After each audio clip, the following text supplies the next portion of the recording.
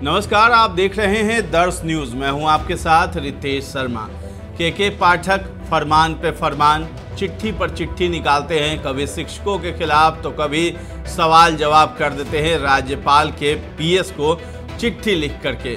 तो लेटर बम जो है के पाठक फोड़ते रहते हैं और इस बार भी एक लेटर जो है के पाठक के द्वारा जारी किया गया है और मुख्य निर्वाचन पदाधिकारी के नाम ये लेटर जारी किया गया है। और उसमें जो आउटसोर्सिंग के जरिए इस चुनाव में यानी लोकसभा चुनाव में बिहार में जो बाहर की एजेंसीज जो लोगों को हायर कर रही है, कर्मियों को, उसे लेकर के पाठक ने आपत्ति जताई है।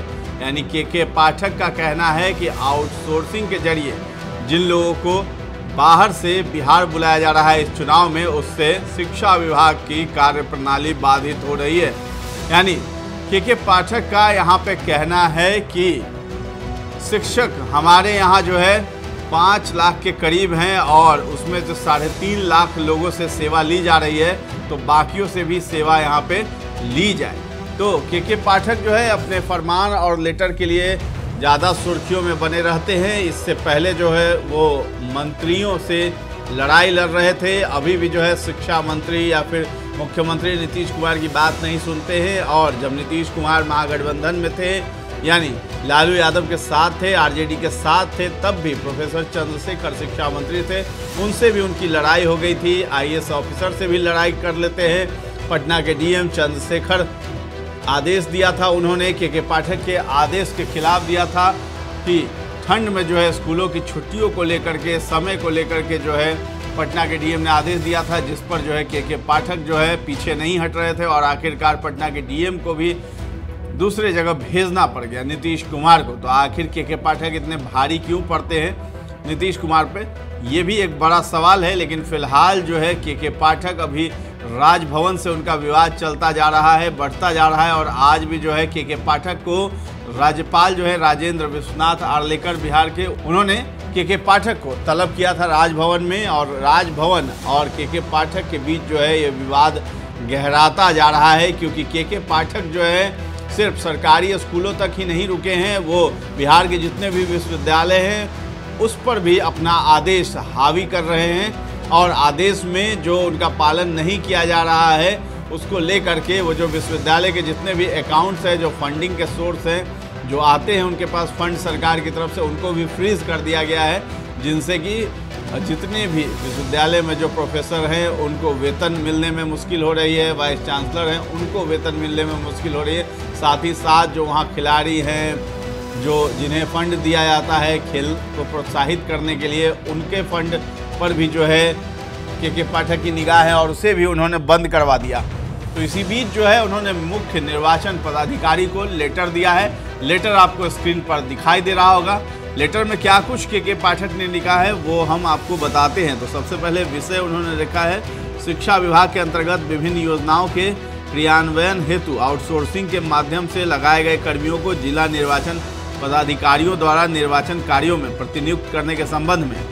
तो शिक्षा विभाग के द्वारा जिलों में चलाए जा रहे विभिन्न योजनाओं की प्रगति की समीक्षा जिला शिक्षा पदाधिकारियों से करने के क्रम में ये जानकारी प्राप्त हुई है कि जिलों में जिला निर्वाचन पदाधिकारियों द्वारा आउटसोर्सिंग के माध्यम से कार्यरत कर्मियों को भी आगामी लोकसभा निर्वाचन के अवसर पर विभिन्न निर्वाचन कार्यों में प्रतिनियुक्त कर दिया गया है। फलस्वरूप शिक्षा विभाग के जिलों में शुरू की गई विभिन्न प्रकार की गतिविधियां अवरुद्ध हो गई हैं।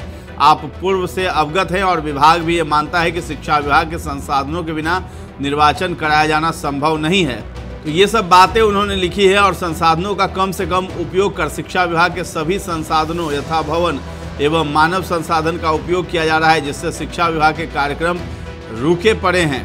वर्ष 2019 के लोकसभा आम निर्वाचन एवं वर्ष 2020 के विधानसभा निर्वाचन के अवसर पर तत्समय उपलब्ध करीब 4 लाख शिक्षकों के आधार पर निर्वाचन संपन्न कराया गया था। आपको ये भी ज्ञात होगा कि पूरे राज्य में निर्वाचन कार्य के लिए करीब 3.5 लाख कर्मियों की आवश्यकता होती है। शिक्षा विभाग में पूर्व से कार्यरत करीब 3.5 लाख नियोजित शिक्षकों के अतिरिक्त विगत 6 माह के अधीन करीब 1.75 लाख विद्यालय अध्यापक की नियुक्ति थी, बिहार लोक सेवा आयोग की अनुशंसा के आधार पर की गई है।